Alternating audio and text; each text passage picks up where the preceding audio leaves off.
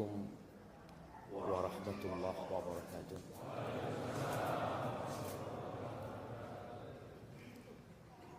Alhamdulillah alladzi jama'ana 'alal huda wat tuqa. Segala puji bagi Allah Jalla Jalaluh yang mengumpulkan kita di tempat ini bukan karena acara makan bersama, tapi kita berkumpul di tempat ini karena sama-sama dikasih hidayah sama Allah Azza wa Jalla. Sama-sama ingin menjadi insan yang bertakwa. Karena sejatinya gak ada gunanya kita beramal, tidak ada manfaatnya kita berbuat kebajikan kalau tidak dibarengi takwa. Karena innama yataqabbalullah minal muttaqin. Allah itu hanya menerima dari orang-orang yang bertakwa. Sayang kalau kita capek-capek meninggalkan kesibukan kita, datang ke rumah Allah ini namun tidak didasari takwa. Maka semoga Allah Azza wa Jalla menerima amalan kita dan mengampuni dosa-dosa kita. Nabi Ibrahim alaihissalam ketika membangun Ka'bah, apa doanya? Rabbana taqabbal minna innaka antas sami'ul alim. Nabi kekasih Allah beramal soleh yang dibangun rumah Allah, beliau mengatakan, wahai Rabb kami, terimalah dari kami. Sesungguhnya Engkau Maha mendengar dan Maha tahu. Maka semoga Allah Azza wa Jalla mengampuni dosa-dosa kita dan menerima amalan kita. Allahumma salli wa sallim ala abdika wa rasulika habibina wa sayyidina Muhammad wa ala alihi wa ashabihi ajma'in. Ya Allah, semoga salawat dan salam, berkah dan nikmat senantiasa Engkau curahkan untuk hamba kekasih-Mu, untuk baginda Nabi kita Muhammad alaihi salatu wassalam, yang telah mengajarkan semua kebaikan. Beliau telah menjelaskan buat kita segala sesuatu yang dibutuhkan untuk perjalanan hidup kita menuju ke surga Allah Azza wa Jalla. Beliau manusia terindah yang pernah menginjakkan kakinya di muka bumi.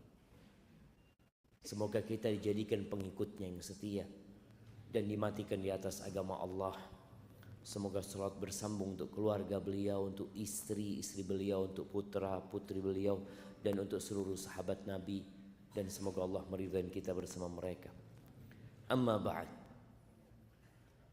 Jamaah, siapa yang sedang seret rezekinya? Nah, Masya Allah, ada banyak yang seret rezekinya. Iya, kita jujur jamaah, jujur. Datang ke pom bensin, kok naik? Astagfirullah.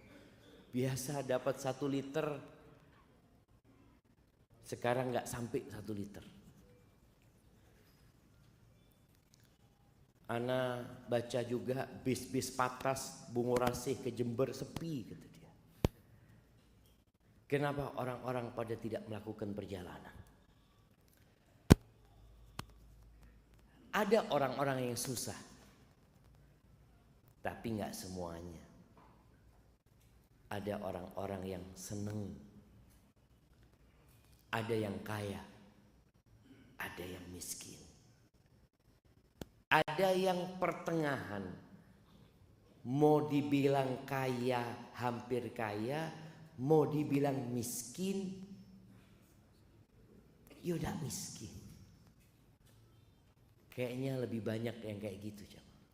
Ada yang miskin banget, yang kita perlu datang ke tempat dia, supaya antum yang sedang kesusahan bersyukur sama Allah Azza wa Jalla.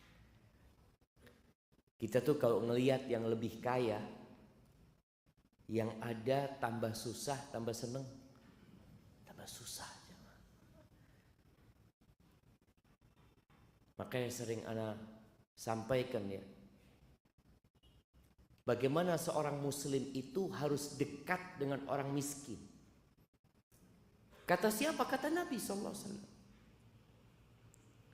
Nabi mengatakan kepada Abu Dzar sallallahu ala nabiyina wasallam, "Ausani khalili bi sab'in." Aku dikasih wasiat oleh kekasihku dengan 7 perkara. Di antaranya, ausani bihubbil masakin waddunu minhum.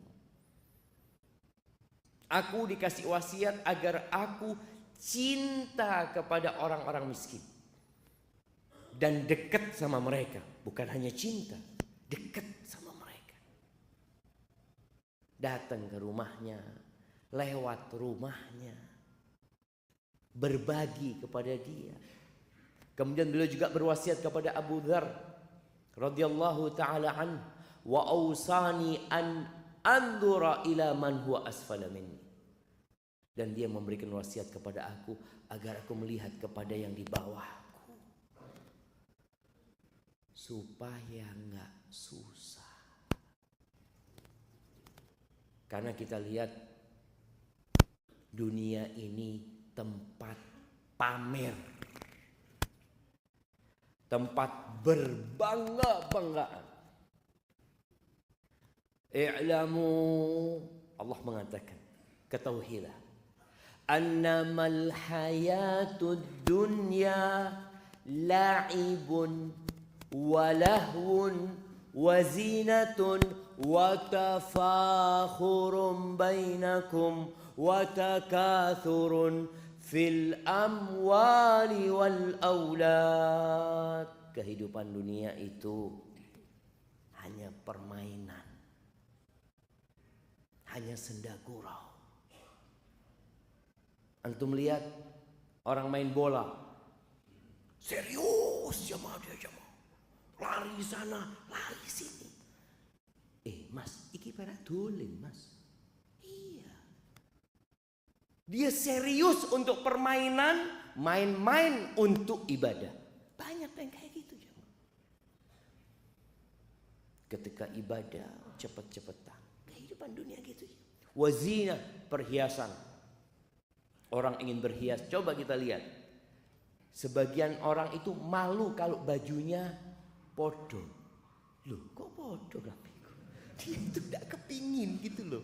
Kepingin lain, kepingin tampil lebih bagus ya, seperti itu. Dan tempat berbangga-bangga. Kenapa kita dikasih wasiat supaya dekat sama orang miskin? Supaya nggak kena penyakit berbangga-banggaan. Itu kehidupan dunia. Banyak-banyakan harta. Banyak-banyakan harta. Mau dibawa kemana? Banyak-banyakan anak. Berapa anaknya? Baru 12. Langsung down kita. Anak cuma 2, ini 12. Kita kadang-kala di grup para ustadz, ada satu mengatakan, alhamdulillah anak punya anak yang ke-17. Masya Allah. Hadhil hayat dunia. Dan kita lihat, tidak semua yang kita inginkan kita dapatkan. Kalau keinginan semua kepingin jadi orang kaya. Siapa yang kepingin jadi orang miskin? Coba angkat tangan. Masya Allah. Kayaknya gak ada jamaah. Yang miskin kepingin berubah, yang kaya kepingin tambah kaya. Ada orang kaya, anak kayaknya kebanyakan duitnya. Tidak ada jamaah. Yang ada, ya opo bisa nambah itu uang dia. Siapa yang ngatur rezeki?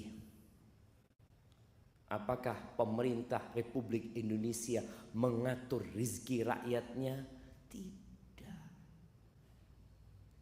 Yang mengatur rezeki itu Allah Jalla Jalla. Jamaah rahimakumullah, ada yang ingin punya anak. Ini bicara rizki. Ada yang sudah punya anak, kepingin nambah anak. Ada yang ingin anak laki-laki. Ya Allah, anak-anak perempuan semua, Ustaz. Kapan ya punya anak laki? Tak lihat istri anak wis tuwe. Apa harus? Ada yang kepingin. Kita lihat ada orang kepingin punya anak laki-laki. Semuanya anaknya perempuan. Ada yang kepingin punya anak perempuan. Dia ngelihat, ya Allah, lanang meneh lahir. Astagfirullah. Ada yang mandul tidak punya anak. Siapa yang mengatur itu semua? Allah. Jangan sembarangan ke dokter. Kadang kala ada yang berangkat ke dokter. Oh, dokter ini hebat. Semua yang ke sana punya anak. Sukses. Antum tahu di Amerika ada seorang dokter yang ternyata puluhan anak itu pakai spermanya dia. Dia proses bayi tabung ya. Ya namanya ada orang-orang yang gak amanah. Dia datang, dokternya tahu ini spermanya gak bisa membuahi. Tapi kata dokter itu aman, masuk. Oh, hamil, makasih banyak dok. Ternyata ditemukan itu pakai spermanya dia. Kita perlu berhati-hati. Ada jalan yang harus ditempuh. Di surat Asy-Syura ayat 49-50. Allah Azza wa Jalla mengatakan lillah mulkus samawati wal ardh. Milik Allah kerajaan langit dan bumi. Bumi ini kecil jemaah dibandingkan dengan yang ada di langit sana. Itu milik Allah. Yang di langit kita melihat ada miliaran bintang-bintang. Subhanallah, ana membaca penjelasan ulama ya, yang membuat ana semakin yakin dengan kebesaran Allah SWT. Langit yang 7 lapis itu ternyata transparan. Dari satu langit ke langit selanjutnya. Bintang-bintang yang kita lihat itu tidak semuanya di langit dunia ini. Sebagian ada di tempat-tempat yang tinggi sana. Dan nanti ketika orang masuk surga, itu akan dikasih seperti orang yang paling kaya di muka bumi ini 10 kali lipatnya. Kalau cuma surga itu sebesar bumi ini, tidak cukup jemaah. Anak ya Allah, apa mungkin nanti di planet-planet itu jadi surga ya? Tapi yang jelas luasnya surga seluas langit dan bumi ini. Milik siapa semua itu? Lillah. Makanya orang kalau kena musibah apa kata dia? Inna lillah. Kita ini tidak dua apa-apa. Kita tuh milik Allah. Yakhluqu ma yasha. Allah menciptakan apa yang Allah kehendaki. Kita kadang-kala kepingin punya anak ya yang kalau minum kopi lewat lehernya kelihatan. Masya Allah. Dilihat, loh kok kalau minum susu kelihatan ya. Kebalikannya.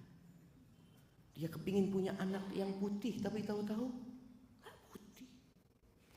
Mirip sopo anak ini. Allah yang menciptakan. Makanya sebagian orang berpikir saya mau cari istri yang cantik, mau memperbaiki keturunan. Ternyata anaknya melok mbay. Siapa yang mau disalahkan? Kenapa? Karena yang menciptakan itu Allah Azza wa Jalla.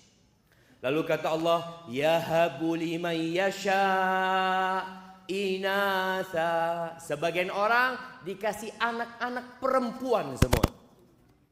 Wa yahabu liman yasha udzukur. Sebaliknya, ada yang semua anaknya laki. Au yuzawwijuhum dzukranan wa inatha. Ada yang anaknya Masya Allah berpasang-pasang. Masya Allah. Ana bersyukur sama Allah, ana punya anak sekarang 6. 3 perempuan, 3 laki. Tapi ada yang anaknya 9, semuanya perempuan. Siapa yang menentukan itu? Allah. Wa yaj'alu man yasha'u aqima. Dan sebagian orang Allah jadikan mandul. Sebagian suami menyalahkan istrinya yang gak punya anak loh. Aku gak bisa berbuat apa-apa. Ya sudah ketentuan Allah. Kata Allah, innahu alimun qadir. Allah itu maha tahu dan maha kuasa. Artinya semua yang mengatur itu Allah Jalla Jalaluhu. Ahibati fillah.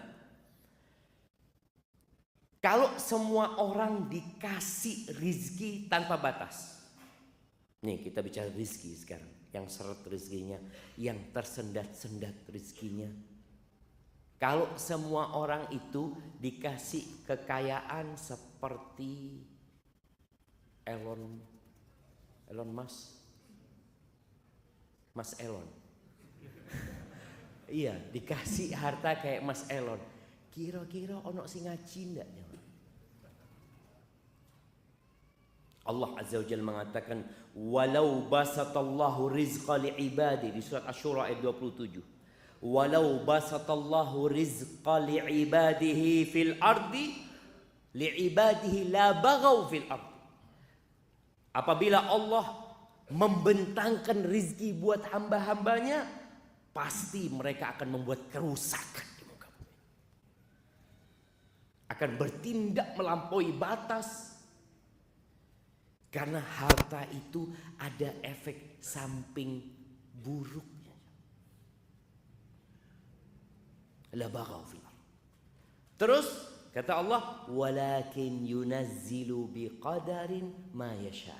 Tapi Allah turunkan rizki itu dengan kadar yang sudah Allah kehendaki.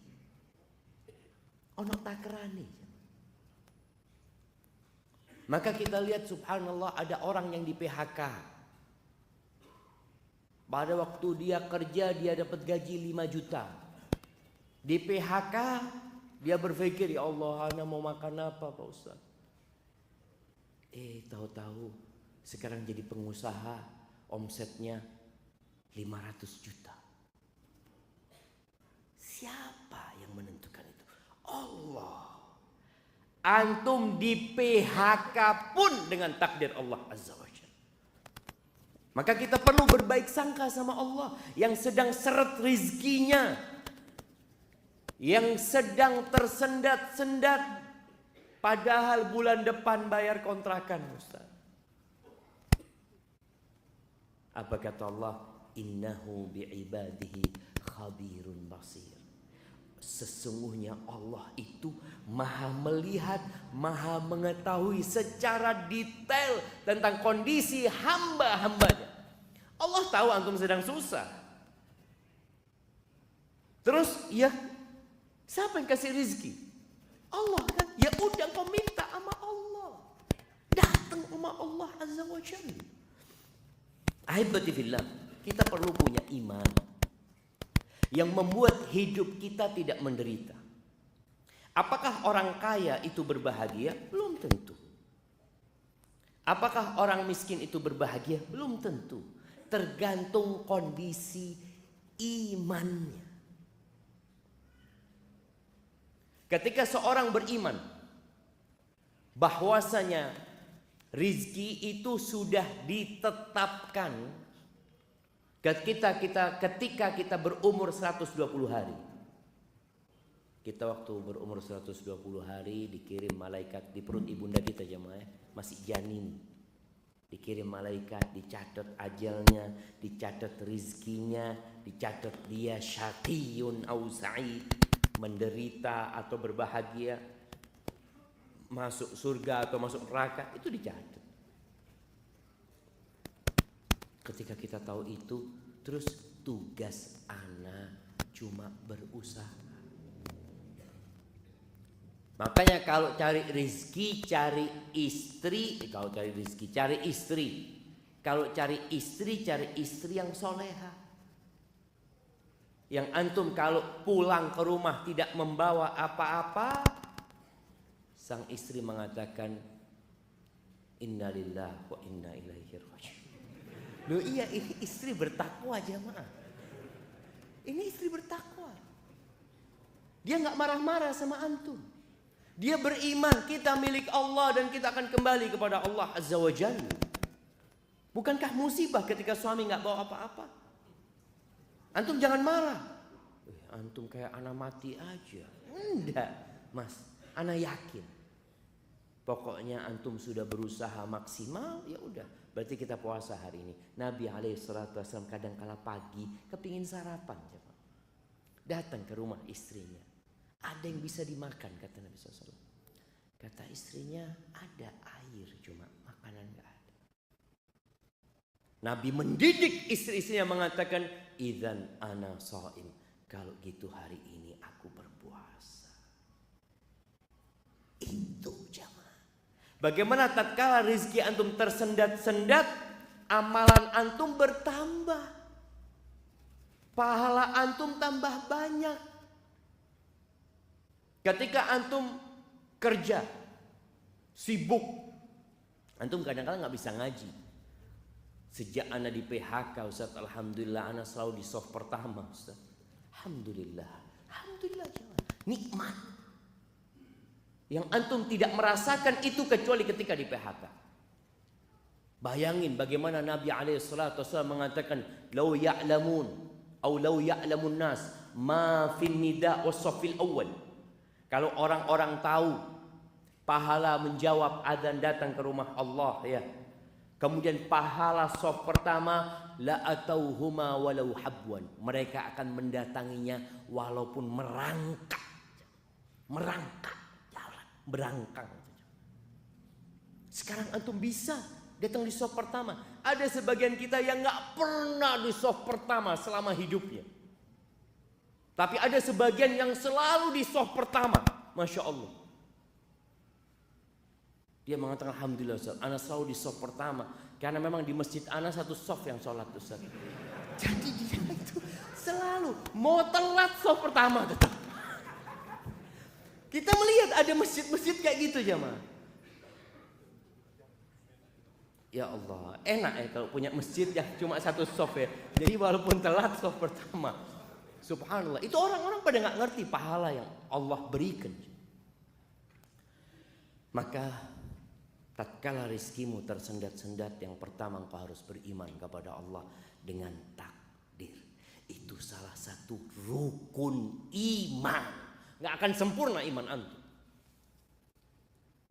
Antu'mina bil qadari khairihi wa syarrihi. Engkau beriman dengan takdir yang baik dan yang buruk. Sebagian kita kalau sedang sukses, apa yang dia katakan? Subhanallah Ustaz ya, memang gak sia-sia usaha anak. Oh, antum sukses ini takdir loh. Loh, bukan usaha anak. Berapa banyak orang yang berusaha kayak antum gak sukses? Antum pernah lihat, antum pernah merasakan orang mancing jemaah. Mancing di kolam yang sama, dengan umpan yang sama. Yang satu seret, oleh meneng. Antum perbaiki, lempar lagi, dia narik lagi. Masya Allah kata dia. Apa masalahnya? Usaha dia, ketakwaan dia, lah takdirnya dia. Maka di sini jangan sampai antum ketika sukses antum lupa dengan takdir. Yang antum ingat usaha, perjuangan, sekolah, ilmu, pikiran. Oh enggak, itu takdir Allah kasih sama antum. Apa kata Allah? Wa ma bikum min ni'matin faminallah. Tidak ada satupun nikmat yang ada pada diri kalian melainkan itu dari Allah Azza wa Jalla. Maka berimanlah antum. Ketika susah pun beriman. Sebagian orang kalau susah, iya, kayaknya memang takdir. Anda kemarin sukses bukan takdir. Enggak Ustaz, itu memang Anda berjuang Ustaz. Jemaah, tolong beriman. Kita beriman bahwasanya Allah telah menetapkan segala-galanya. Kemudian ketahuilah bahwa rizki dan ajal itu berbarengan. Ana izin minum dulu ya, bismillah.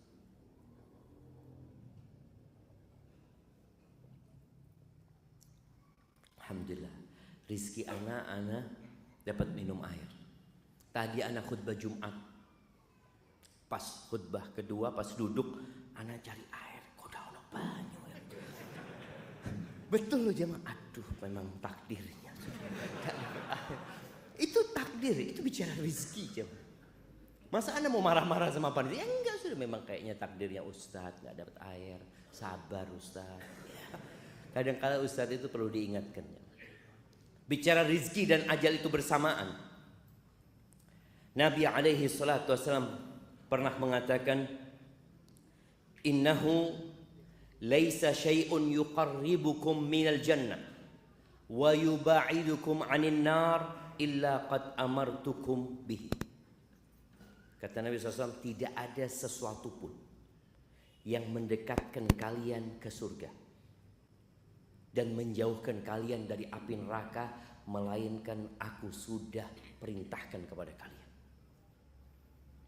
Walaysa syai'un yuqarribukum minan nar wa yuba'idukum minal jannah illa qad nahaitukum anhu.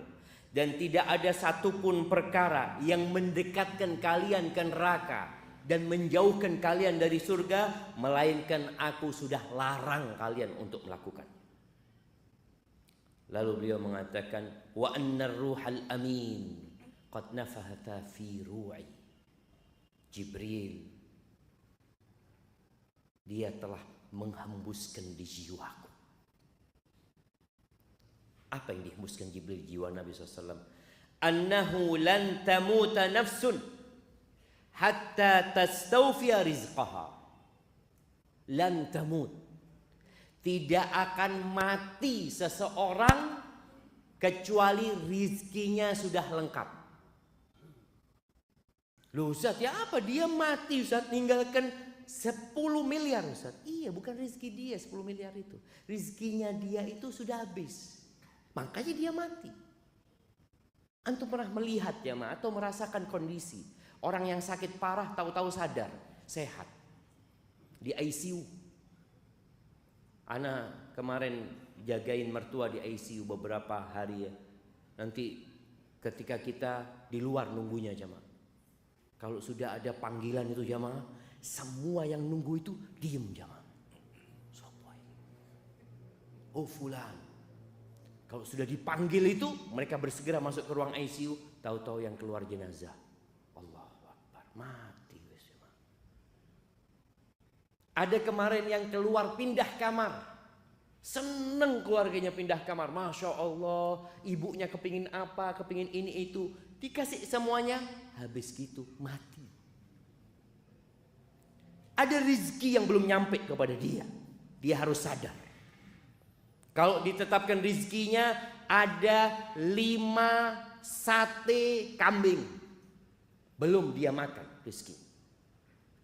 Maka dia harus bangkit dari pingsannya atau komanya. Dia makan, setelah itu mati.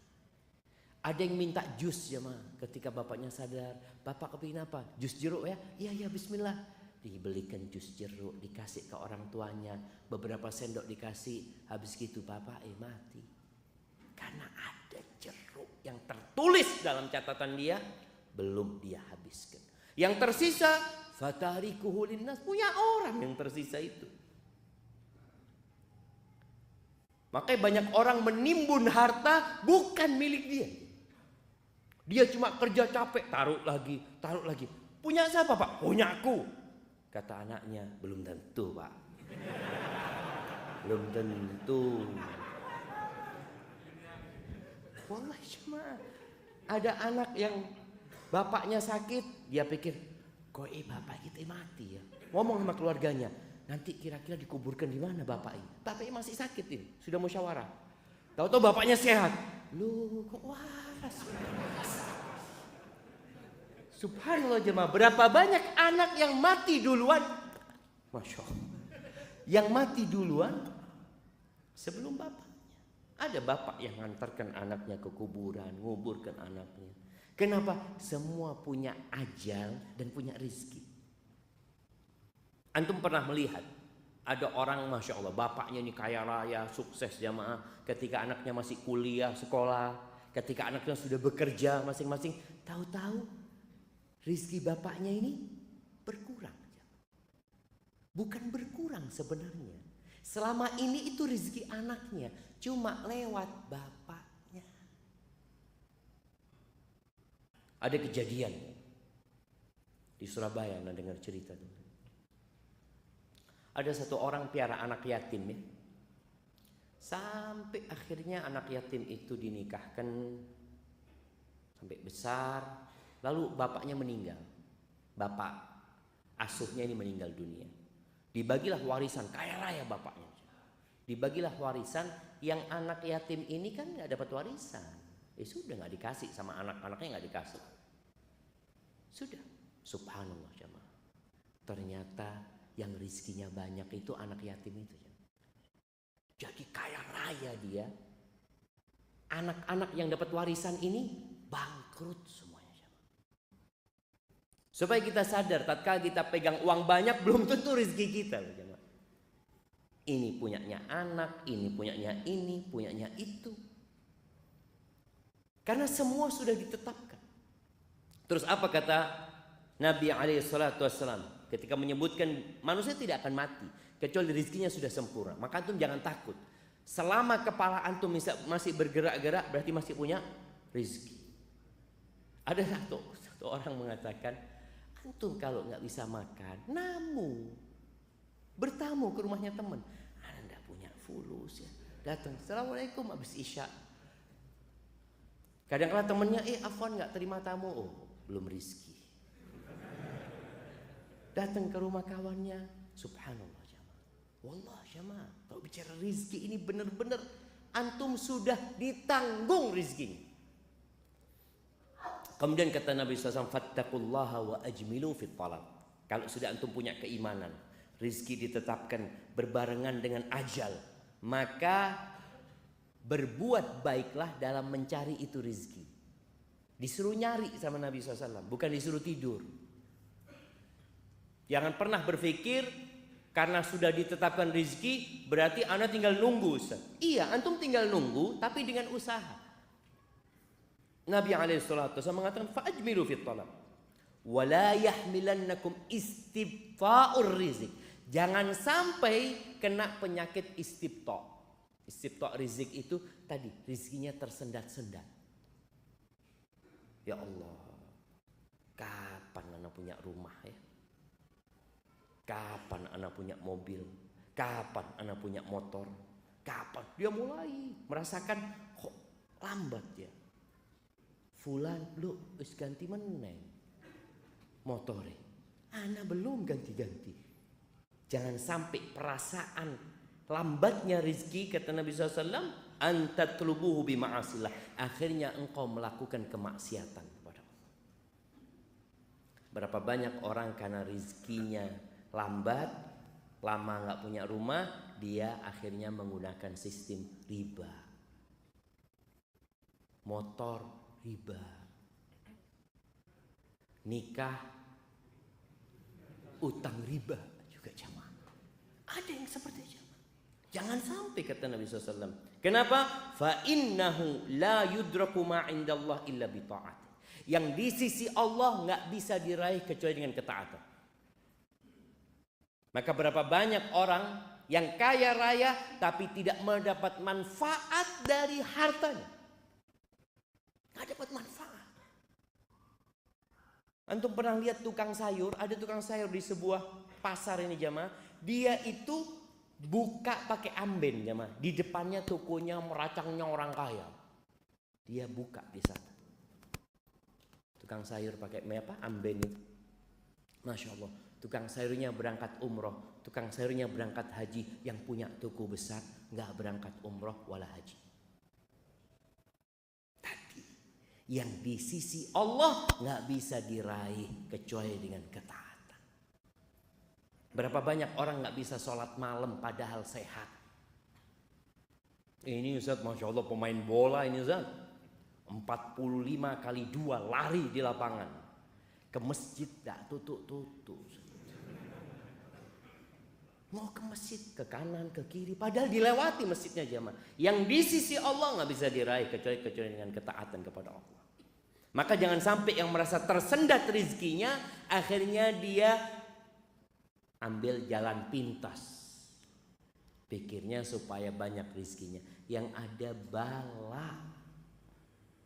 Ketika kita mencari rizki dengan cara yang tidak Allah ridhai. Ahibati fillah.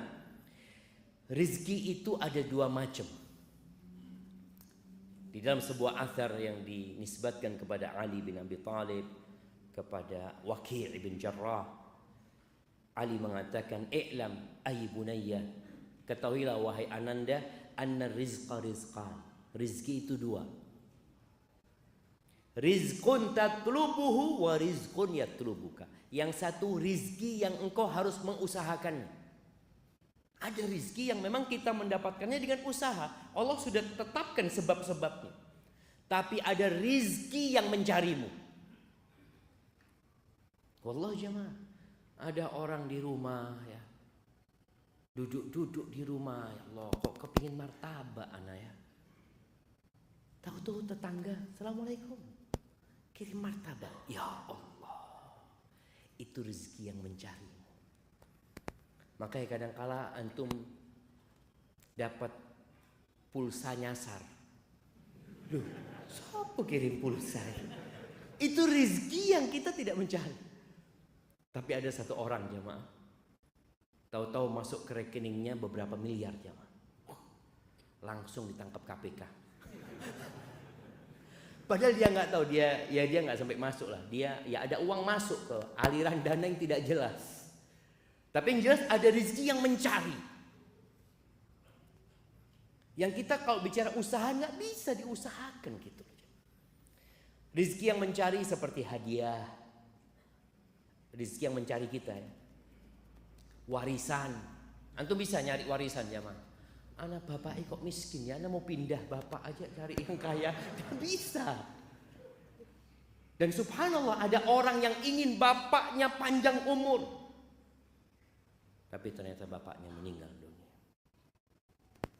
Ada kemarin cerita kawan yang satu dapat warisan 30 M. Masih SMA mungkin jemaah. Itu rizki yang mencarimu. Yang Allah Azza wa Jalla mengatakan, "Wa man yattaqillah yaj'al lahu makhrajan wa yarzuqhu min haitsu la yahtasib." Barang siapa yang bertakwa kepada Allah, maka Allah akan kasih solusi dan Allah akan kasih rizki dari arah yang tidak disangka-sangka. Antum nggak pernah membayangkan, kok bisa anda dapat uang ini? Karena biasanya kalau sudah uang itu habis ya mah, mikir, sopo dia utang ya. Lah, kita mau nagih gitu loh jamaah. Ini uang kita. Kita datang ke rumah orang itu, dia juga nggak punya uang, nggak bisa bayar. Mau ngomong apa kita? Berarti ya mungkin bukan rezeki anak. Bahkan ada yang sampai mati orang itu nggak bayar utang. Ya bukan rezeki antum sudah. Uang itu kadang-kadang. Ahibati fillah, apa kunci-kunci rizki selain usaha? Karena kebanyakan kita itu kalau bicara rizki ya usaha, melamar kerja. Ada banyak ternyata kunci-kunci rizki. Yang pertama, beristighfar, bertobat kepada Allah Azza wa Jalla. Karena di antara yang menyebabkan rizki tersendat itu dosa. Innal abda la yuhramur rizq bidzambi yusibu. Sesungguhnya hamba, kata Nabi SAW, dihalangi dari rizki gara-gara dosa yang dia lakukan. Maka antum istighfar, mohon ampun sama Allah. Keluar nanti habis sholat isya, hilang sandalnya Ustaz ya. Oh ya. Antum akan menyalahkan orang yang mencuri. Yang mencuri salah. Coba antum berpikir, kenapa kok sandalnya ana ya Padahal ini lebih bagus dari punya anak. Seharusnya punya dia yang hilang itu. Mungkin salah malingnya. Tidak salah malingnya. Benar ngambil antu. Dosa. Beristighfar, mohon ampun sama Allah. Nabi Nuh alaihissalam mengatakan kepada kaumnya, faqultu astaghfiru rabbakum innahu kana ghaffara yursilis sama alaikum midrara wa yumditkum bi amwal wa banin wa yaj'al lakum jannatin wa jamaah isya. Sudah, kita dengarkan azan dulu.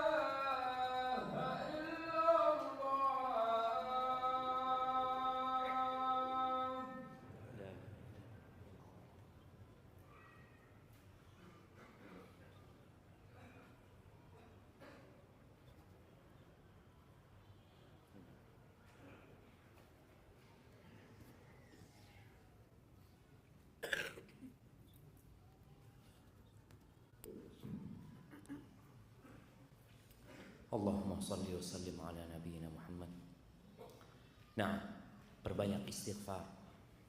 Nabi Nuh mengatakan kepada kaumnya, kalian istighfar, minta ampun sama Allah, bertobat kepada Allah. Kita punya banyak dosa. Allah itu Maha Pengampun. Allah akan kirimkan air hujan yang deras yang bermanfaat buat kalian. Ada air hujan yang menyebabkan banjir. Rizki itu hilang. Banjir di mana kemarin? Di Pakistan, kalau nggak salah jamaah ya. Antum dapat melihat bagaimana rumah-rumah, hotel-hotel, mobil-mobil, sawah-sawah habis. Tapi kalau kita rajin istighfar, Allah kirim hujan yang bermanfaat. Kemudian Allah akan kasih harta. Jadi orang yang bertobat kepada Allah, mohon ampun sama Allah, wa yumditkum bi amwal. Wa jannat, dikasih taman-taman, kebun-kebun, villa-villa. Wa yaj'al lakum anhar, Allah bikinkan buat kalian sungai-sungai. Allahu akbar jemaah. Istighfar. Duduk, sekali duduk istighfar 100 kali. Itu dilakukan oleh Nabi alaihi salatu wassalam. Kemudian yang kedua, bertakwa kepada Allah. Laksanakan perintah Allah, jauhi larangannya. Kita itu kalau melaksanakan perintah kadangkala mudah, tapi menjauhi larangan sulit. Padahal yang namanya takwa itu menjalankan perintah, menjauhi larangan. Sebagian kita yang udah hijrah, udah belajar, merasa dia udah bertakwa. Padahal kata Nabi SAW, ittaqil maharim takun a'badan nas. Kau mau jadi orang bertakwa, jauhi yang haram-haram, engkau jadi orang yang paling ahli ibadah. Sebagian kita berpikir ahli ibadah itu yang selalu baca Quran, yang selalu di shaf pertama. Oke, itu termasuk orang ahli ibadah. Tapi yang paling ahli ibadah adalah orang yang meninggalkan yang haram-haram dan melaksanakan perintah Allah Azza wa Jalla. Dan tadi kita udah bacakan ayatnya di surat At-Thalaq ya. Surat At-Thalaq ini biasanya orang kalau mau bercerai itu bingung masalah masa depannya. Gimana nanti anak-anak. Ada seorang perempuan, dia sudah diceraikan 3 kali sama suaminya, kemudian suaminya balik lagi, si istri tetap mau karena urusan fulus, padahal udah nggak boleh. Wa man yattaqillah yaj'al lahu makhrajan wa yarzuqhu min haitsu la yahtasib. Barang siapa yang bertakwa kepada Allah, Allah akan kasih solusi. Dan Allah akan kasih rizki dari arah yang tidak disangka-sangka. Karena sebagian kita itu sudah kadung seperti nyusu jemaah. Yang nyusu di perusahaan, yang nyusu di kantornya, dia berpikir ya sudah dari sini, anak kalau keluar dari sini nggak bisa hidup, nggak bisa makan. Seorang perempuan berpikir anak cuma ibu rumah tangga Ustaz. Kalau anak diceraikan, bagaimana hidup anak? Kemana Allah yang selama ini memberikan rezeki kepadamu? Engkau dulu belum bisa apa-apa di perut ibundamu, Allah kasih rezeki. Engkau belum bisa berjalan, belum bisa ngomong, belum bisa bergerak, Allah kasih rezeki. Kok sekarang sudah besar, sudah bisa berusaha, bingung. Kadangkala tadi imannya lemah. Bertakwa kepada Allah, jangan bergantung sama suami. Ketika suami menceraikan, ya kalau memang kau masih cinta, katakan innalillahi wa inna ilaihi rajiun. Ada suami yang diceraikan, ada istri yang diceraikan suaminya, alhamdulillah, anak kepingin pisah mulai bien. Ada jemaah. Tapi ada istri yang beranggapan itu musibah, dia cerai sama suami. Maka dia katakan innalillahi wa inna ilaihi rajiun. Kita ingat sama Allah, yang kasih rezeki Allah bukan suaminya. Yang kasih rezeki Allah bukan tempat kerjanya. Ketika antum di PHK, dikurangin gajinya, antum tenang. Kenapa? Innallaha huwar razzaq. Yang kasih rezeki Allah bukan tempat ini. Bertakwa kepada Allah. Yang ketiga, bertawakal. Tawakal yang sebenarnya, tawakal itu artinya percaya dan menyerahkan. Menggantungkan serta menyandarkan kepada yang kita percaya. Siapa yang kita percaya? Allah Azza wa Jalla. Allah mengatakan wa 'alallahi fatawakkalu in kuntum mu'minin. Kepada Allah hendaklah kalian bertawakal kalau kalian orang-orang yang beriman. Nabi alaihi salatu wasallam mengatakan law annakum tawakkaluna 'ala Allah haqqa tawakkulih la razaqakum kama yarzuqut tayr. Kalau kalian benar tawakalnya kepada Allah, benar. Kita ini kadang-kala masih bersandar kepada uang kita. Aman, si ono duit. Masih ada mobil, masih ada ini, masih ada ini. Namanya tawakal sama Allah itu berlepas dari semua ketergantungan. Usaha, upaya hanya sebab. Kalau Allah tidak menakdirkan, nggak bisa jemaah. Kita lihat kalau Allah ingin menghabiskan harta manusia, Allah bakar rumahnya. Berapa banyak kita melihat satu kampung terbakar jemaah. Itu cuma sebab. Maka hendaklah kita berserah diri sama Allah Azza wa Jalla. Kalau kalian benar tawakalnya sama Allah, Allah akan kasih rezeki kepada kalian seperti Allah memberikan rezeki kepada burung. Pernah lihat burung punya ATM? Atau punya kulkas? Ini burung berangkat ke toko sap beli kulkas barusan. Lihat, ada jemaah. Dan jumlah burung itu lebih banyak daripada jumlah manusia. Kadangkala orang mau menghalangi burung dari rezekinya. Untuk melihat di sawah, mana umprit itu jemaah? Sama orang diusir lagi. Yang tukang usir tidur jemaah. Burungnya makan. Allah akan kasih rezeki seperti Allah memberikan rezeki kepada burung. Burung itu berangkat dari rumahnya di pagi hari. Pagi hari wis rame burung itu jemaah. Makanya kalau antum mau bertawakal seperti burung, pagi hari udah bangun. Udah baca doa, Allahumma inni as'aluka ilman nafi'an wa rizqan thayyiban wa amalan mutaqabbala. Habis gitu bismikallahumma mutu wa ahya. Ya enggak. Habis gitu bangun kerja. Ada orang habis baca doa itu tahu-tahu bismikallahumma amutu wa ahya.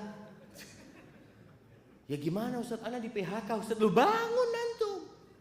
Cari usaha seperti burung, keluar pokoknya. Pokoknya keluar.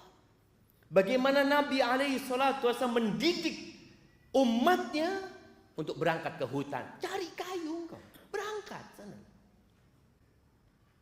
Makanya kalau antum lihat ada orang-orang yang nyari botol-botol, itu kayak burung. Dia nggak tahu dapat apa nggak botol hari ini. Ya Allahu a'lam. Dia datang, dia buka tempat sampah. Oh, dah Allah. Dia buka lagi. Dah Allah. Allah akan kasih rezeki seperti Allah memberikan rezeki kepada burung. Yang pagi hari dia nggak tahu mau makan apa, nggak tahu burung. Yang penting berangkat. Tapi pulang kenyang burung itu jemaah. Kalau masih punya rezeki burung itu kenyang. Tapi kita lihat ada anak-anak burung yang sudah rezekinya habis. Tahu-tahu mati di mana? Di rumahnya. Bapak ibunya ditangkap. Ya sudah, ini kehidupan. Tapi engkau bertawakal seperti burung. Bukan berarti nggak boleh nyimpen uang, boleh nyimpen uang, nggak ada masalah. Tapi hatinya tidak bergantung kepada simpananmu, tapi bergantung sama Allah Azza wa Jalla. Kemudian yang keempat, fokus ibadah. Niatkan ibadah. Antum bekerja pun niatkan ibadah, usaha niatkan ibadah. Orang yang fokus ibadah jamaah, semua diniatkan untuk mengabdi kepada Allah, Allah akan mudahkan rezeki. Dan antum lihat. Kemudian yang kelima, berangkat haji dan umroh. Loh Ustaz, ana ini tersendat-sendat berangkat haji atau umroh. Yang punya rezeki berangkat haji. Ini kan wajib haji. Berangkat engkau haji. Jangan takut uangmu habis karena haji. Karena sebagian orang sekarang ini kalau mau haji bayar berapa jemaah? Kalau yang reguler itu 40 juta. Kalau yang plus ya ada yang 12.000 ya. 12.000 US dollar ya. Kalau yang furoda yang tahun ini bayar langsung berangkat bisa sampai 20.000 US dollar. Wah, kayak Ustaz 300 juta. Oleh lah Avanza. Kadang-kala orang itu berpikir, betul itu uang itu seakan-akan habis jemaah. Dia setorin, hilang uang itu. Nggak akan kembali. Oh, itu pembuka rezeki. Jangan takut. Setelah haji punya rezeki, berangkat umroh lagi. Kata Nabi alaihissalatu wassalam, tabi'u bainal haji wal umroh. Ikuti haji dengan umroh. Umroh dengan haji. Fa innahuma yanfiyanil kufra wal faqra kama yanfil kir khabar hadis. Sesungguhnya dua amalan ini bisa menghapuskan kefakiran dan kekufuran. Dulu pernah ada yang beranggapan orang yang haji berulang kali itu ya haji apa? Haji setan atau apa? Pernah ada ungkapan seperti itu. Enggak benar. Berangkat haji lagi. Tapi tolong hajinya yang mabrur. Haji mabrur itu di antara tandanya dia itu ketika pulang suka berbagi kepada orang lain. Suka menyebarkan salam. It'amut ta'am wa ifsya'us salam kata Nabi SAW. Tapi kalau orang berangkat umroh, berangkat haji, tetangganya kelaparan, oh ini gak benar ini. Haji yang benar itu menghapuskan kefakiran dan kekufuran. Ana masih ingat jemaah orang Madiun apa orang Kediri ya. Ketika ana wawancarai, ana tanya sama dia waktu itu ana jadi jadi reporter radio di Madinah itu. Ana tanya, Bapak udah berapa kali haji Bapak? Alhamdulillah Pak Ustadz 3 kali. Kalau antum lihat wajahnya, lihat pakaiannya, ya Allah, nggak pantas gitu loh jemaah. Kalau dikatakan dia orang kaya, dia ngomong Alhamdulillah sudah 3 kali Ustadz. Saya tanya semuanya plus Bapak? Iya plus Ustadz. Ya apa ceritanya kok tertarik untuk haji lagi? Dia ngomong ketika anak haji pertama sama istri, anak ngomong sama istri, nanti kalau kita punya rezeki, kita bangun masjid aja ya, kata dia. Oh iya mas, insya Allah. Pulang Ustadz haji itu alhamdulillah usaha kita sukses, kita punya rezeki, kita bisa bangun masjid Ustadz. Habis itu dikasih rezeki lagi sama Allah Azza wa Jalla. Akhirnya kita daftar haji lagi. Pas haji kedua, anak ngobrol sama istri, nanti kalau punya rezeki mau apa kita? Insya Allah kita ngaspal jalan di kampung yuk, supaya orang-orang enak jalannya. Pulang haji kedua Ustaz, Masya Allah dikasih rezeki lagi sama Allah Ustaz. Kita aspal jalan di kampung, Allah tambahin rezeki kita, daftar lagi. Yang ketiga kali. Itu kalau antum yakin. Tapi ada orang yang perhitungan, Ustaz, ini kalau buat modal usaha diputer, piara sapi ini mati kabeh. Kadang-kadang orang berpikir itu dia ingin uangnya bagaimana bertambah. Berangkat haji antum, berangkat. Itu termasuk pintu rizki, kata siapa? Kata Nabi alaihi salatu wassalam.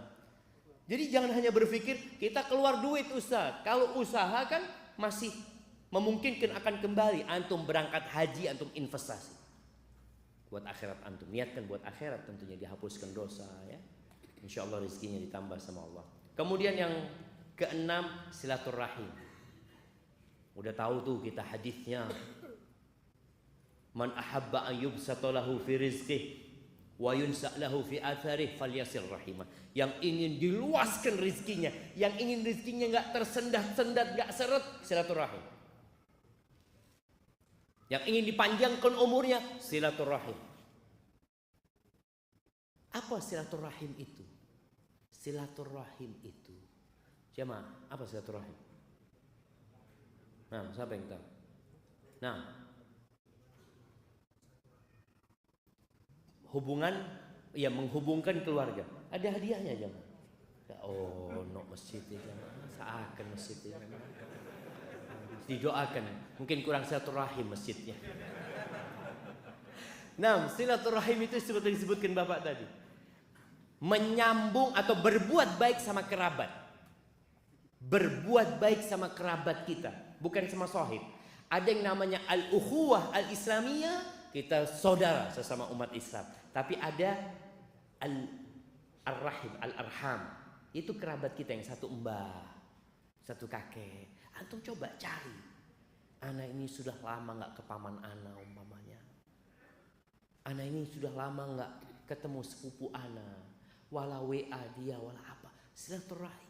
Malam ini yang belum punya grup WA, bikin grup WA. Grup WA satu kakek. Dari bapak, dari ibu. Gunakan itu kesempatan untuk berbuat baik sama kerabat kita. Walaupun cuma assalamualaikum. Masya Allah. Anak punya grup ini kadang-kadang anak punya paman itu subuh-subuh cuma tulis apa? Assalamualaikum, subuh. Masya Allah. Anak lihat ya Allah ya. Paman anak kirim itu dan gunakan itu jemaah. Waktunya tanya jawab. Si turung mari, ya. Urusan rezeki seret ini. Iya, bentar lagi tanya jawab 5 menit lagi jamaah tanya jawab. Nah, silaturahim berbuat baik sama kerabat. Antum cari tahu sebagian orang ini yang merantau ya ke Surabaya, di antara pintu rezeki itu merantau jamaah. Merantau, betul. Yang merantau ke sini, jangan lupa sama yang di kampung. Ustaz, bapak anak ibu anak sudah habis, sudah meninggal dunia Ustaz. Ya sudah, antum berangkat ke kampung, nyambangi paman-paman, keponakan-keponakan, sepupu-sepupu, sambangi mereka, ketemu sama mereka, lihat kondisi mereka. Oh, yang ini butuh bantuan, yang ini kayaknya perlu biaya sekolah. Itu penting jamaah, membuka pintu rezeki dan menambah waktu kita. Kebanyakan orang di kota besar itu nggak silaturahim. Apa penyebabnya? Nggak punya waktu. Nggak punya waktu Ustaz. Sibuk Anda bekerja. Antum kepingin punya tambahan waktu, silaturahim. Ditambah waktu. Dan alhamdulillah kalau bicara berbagi sekarang bisa kirim. Telepon aja bisa langsung dikirim jamaah. Sekarang antum dari sini tinggal pesan dikirim. Masya Allah, Masya Allah. Ada kemudahan.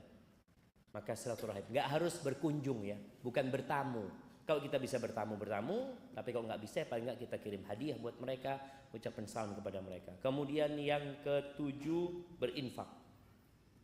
Bersedekah itu juga membuka pintu rizki. Karena tiap pagi ada malaikat yang berdoa, Allahumma a'ti munfiqan khalafat. Ya Allah, berikan kepada orang yang suka berinfak itu ganti, dan berikan kepada orang yang pelit itu kebinasaan. Kemudian yang ke-8, menanggung atau berinfak buat para penuntut ilmu agama. Karena pernah di masa Nabi SAW ada seorang sahabat yang mengadu, ya Rasulullah, ana ini kerja capek, ini ana punya adik belajar terus di tempatmu ya Rasulullah. Apa kata Nabi SAW? La'allaka turzaqu bihi. Boleh jadi engkau dapat rezeki gara-gara adikmu. Jadi ada kakak kadang kala ya, dia rela capek demi adik-adiknya sekolah, gak ada masalah. Insya Allah itu akan membuka rezeki buat antum. Antum cari anak-anak yang gak mampu sekolah, antum tanggung, khususnya yang belajar ilmu agama jamaah ya. Insya Allah Allah mudahkan rezeki antum. Kemudian yang ke berapa? 9 jamaah, berbuat baik kepada orang-orang yang lemah. Kata Nabi SAW, hal tunsaruna wa turzaquna illa bidu'afaikum. Apakah kalian dikasih rizki, dikasih pertolongan sama Allah, melainkan gara-gara orang-orang yang lemah di antara kalian. Jadi orang kaya nih jamaah, sebenarnya kalau nggak ada orang lemah nggak jadi orang kaya. Antum bisa bayangin ya, orang lemah, saya nggak mau jual beras sama orang kaya. Bapak, yowis nandur dewi. Bayangkan orang kaya, kalau dia harus nanam sendiri. Yang piara ayam nggak akan berikan kepada orang kaya. Antum lihat yang piara ayam siapa? Orang-orang miskin jamaah. Yang kerja bersih-bersih sampah siapa? Orang-orang miskin. Negeri ini bisa bersih karena banyak orang miskin. Kita masih bisa terus menanam, bisa makan juga karena banyak orang-orang miskin. Maka berbuat baiklah kepada mereka. Kalian dikasih rezeki gara-gara mereka. Kemudian yang terakhir, berhijrah.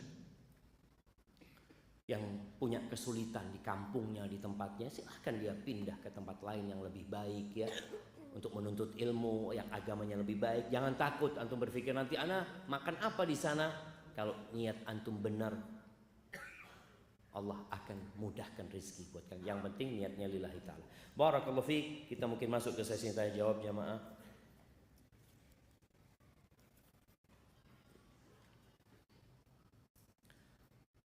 Nah, ana mau bertanya. Dulu ana terjebak dalam dosa pacaran. Kemudian ana ingin berhenti dari dosa tersebut dan ana menikah dengan pacar ana, tapi secara agama dikarenakan istri ana masih kuliah semester akhir.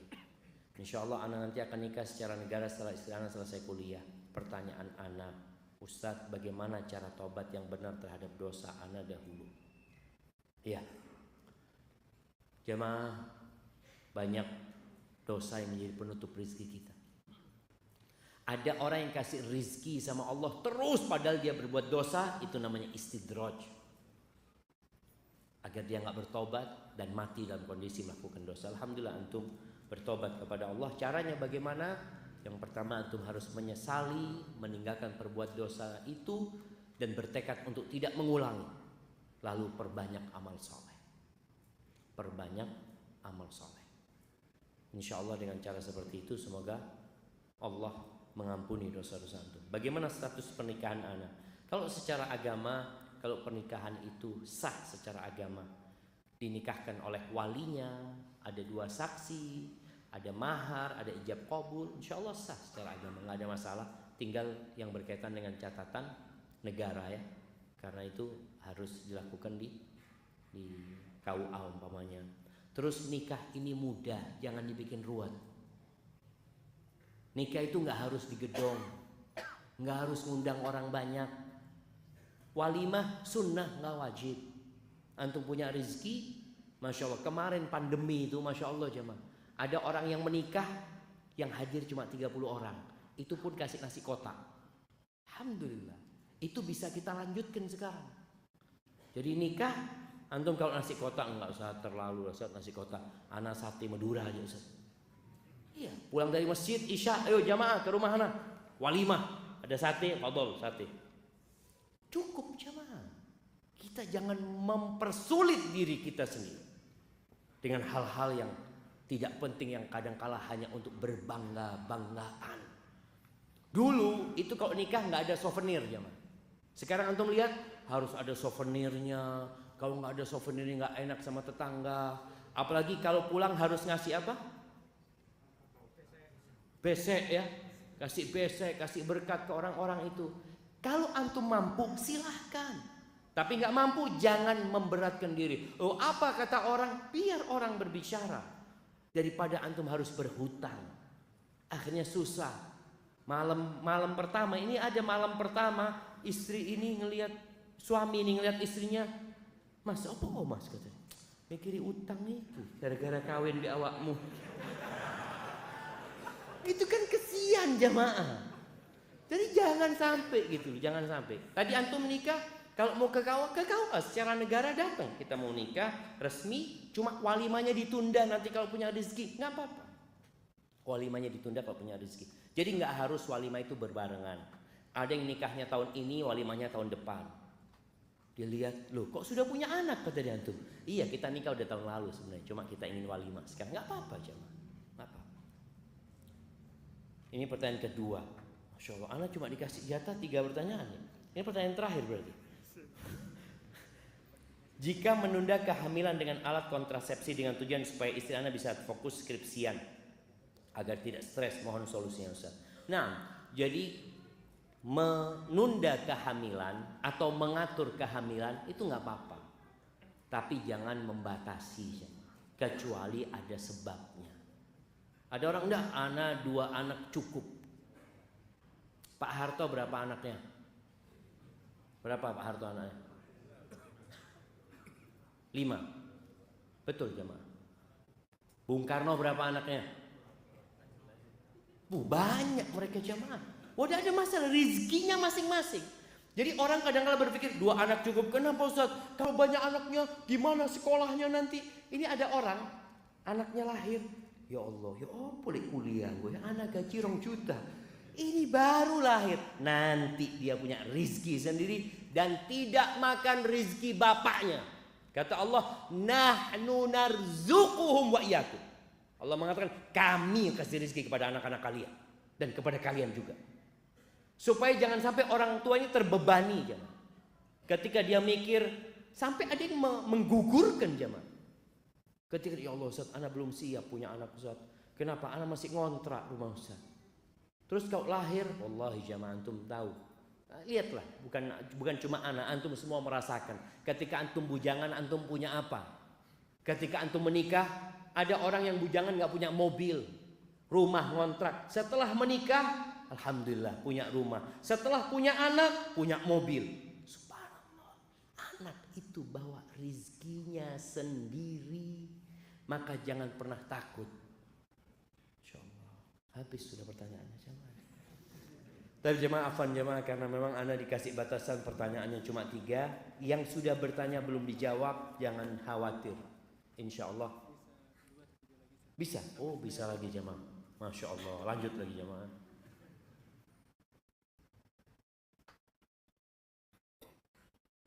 Bukankah kita diperintahkan untuk punya banyak anak, punya anak banyak? Iya jemaah.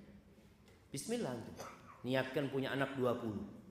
Walaupun lahir cuma 7, alhamdulillah. Tapi kan pahala niat sudah dapat jemaah. Di Jember itu ada satu orang kepingin punya anak 40 jemaah.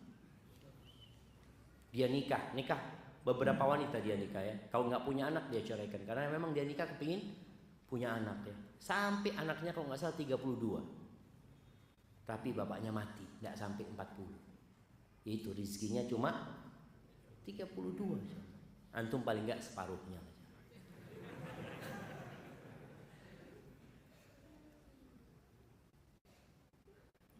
Bagaimana sikap kita ketika takhayul khurafat di masyarakat benar-benar terjadi, namun kita disalahkan ketika kita tidak mengikuti mereka. Jamaah, ini berkaitan dengan rizki. Banyak ya tempat-tempat yang diyakini bisa memudahkan rizki. Ada yang di gunung ya, gunung apa? Gunung Kawi ya, Alas Purwo. Ada tempat-tempat, ada yang modelnya di mana? Di lautan. Mereka supaya rezekinya lancar, dia potong sapi, melarungkan kepala sapi. Coba sebelum melakukan itu, orang-orang kita ajak berpikir, apakah memang Allah meminta kita melakukan itu apa tidak? Kalau itu hanya inisiatif kita, apakah inisiatif kita sesuai dengan yang diajarkan Allah dan Rasulnya? Apa tidak? Kalau tidak, tinggalkan jamaah. Karena sebagian berpikir kalau kita tidak melakukan ritual ini, ikannya jadi sedikit Pak Ustaz. Loh, yang ngasih makan ikan itu siapa? Allah Azza wa Jalla. Minta sama Allah. Jangan sampai kita melakukan hal-hal yang tidak disyariatkan. Kadang-kala kita terpaksa mengikutinya, kita tinggalkan, kita minta maaf ya ma. Kita akan dicap sebagai orang yang tidak sosial kadang-kala dengan mereka. Betul. Ya, kita minta maaf. Laksanakan yang diperintahkan. Berbuat baik kepada tetangga, nolong tetangga yang susah. Ketika ada acara-acara yang tidak sesuai dengan syariat, antum minta maaf. Insya Allah masyarakat akan memaklumi antum. Tapi kalau antum yang sunnah nggak dijalani, menutup diri, nggak pernah berinteraksi dengan masyarakat, nggak pernah membantu tetangga, maka antum akan disalahkan sama masyarakat. Maka tolong berbuat baiklah kepada tetangga. Insya Allah tetangga akan memaklumi antum. Antum kalau katakan, afwan, anda nggak bisa ikut acara yang seperti ini, minta maaf. Kalau acara-acara yang lainnya, insya Allah anda ikut. Insya Allah dimaklumi sama masyarakat jemaah. Barakallahu fikum. Tapi ini kayaknya pertanyaan terakhir. Ustaz, ana sudah bekerja, insya Allah tetap. Namun ana masih takut untuk menikah karena takut kekurangan. Banyak suami istri cerai karena faktor ekonomi. Mohon nasihatnya. Jamaah, orang menikah itu nggak harus punya kerjaan tetap, tapi harus tetap bekerja. Faham kan tuh? Jadi kadang-kala orang tua ini mau menerima menantu, ditanya, kamu kerja apa? Kalau kerjanya dia mengatakan, anak kerjanya serabutan. Waduh, repot ini anakku kalau dapat ini. Boleh jadi yang punya pekerjaan tetap di PHK. Berapa banyak yang sudah sukses bangkrut? Kalau cari menantu yang semangat bekerja. Bukan punya pekerjaan tetap, artinya dia tetap bekerja.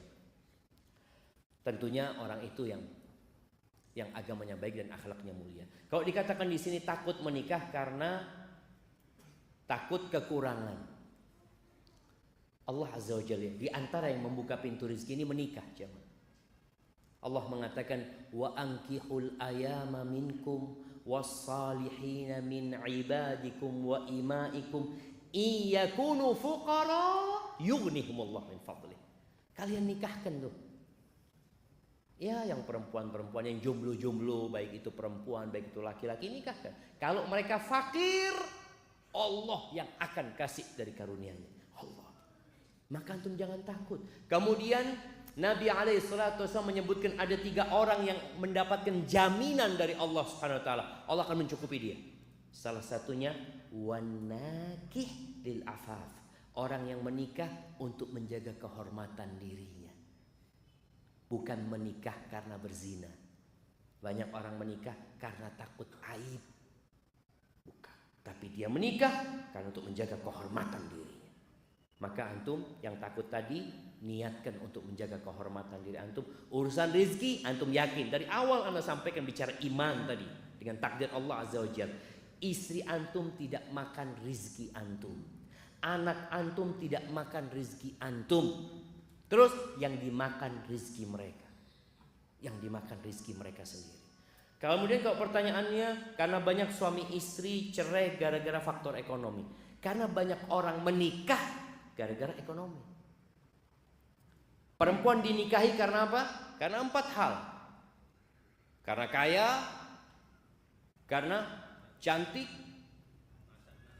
karena bangsawan, yang keempat karena agamanya. Nabi menyebutkan agamanya alaihi salatu wasallam terakhir, karena kadang-kadang agama ini diabaikan sama orang jemaah. Maka Nabi mengingatkan, fadfar bidzatid din taribat yada. Beruntunglah engkau kalau dapat perempuan yang agamanya baik. Selamat engkau hidupmu. Maka di sini kalau antum takut perceraian gara-gara ekonomi, cari perempuan yang agamanya baik dan akhlaknya mulia, yang dia menikahimu bukan karena harta juga. Perempuan itu dengan kecantikannya bisa dapat laki-laki yang kaya. Laki-laki yang kaya walaupun tidak ganteng bisa dapat wanita cantik. Kalau ini yang jadi dasar pernikahan, maka tatkala ada masalah ekonomi, mereka akan bercerai. Si istri ngelihat suaminya, aduh kayaknya susah, sudah gugat cerai dia. Makanya banyak wanita ya, anak kesian juga ini, mudah-mudahan fenomena ini tidak banyak terjadi ya. Banyak wanita itu merantau jemaah ke luar negeri, ke Malaysia ya, mungkin ke negeri-negeri yang lainnya, ke Arab Saudi, ke Dubai. Gara-gara faktor ekonomi, suaminya nggak tanggung jawab, malas bekerja. Karena dia ketika menikah dulu, coba niatnya engkau apa menikah. Kemudian apakah kriteria calon suamimu sesuai dengan yang diperintahkan Nabi SAW?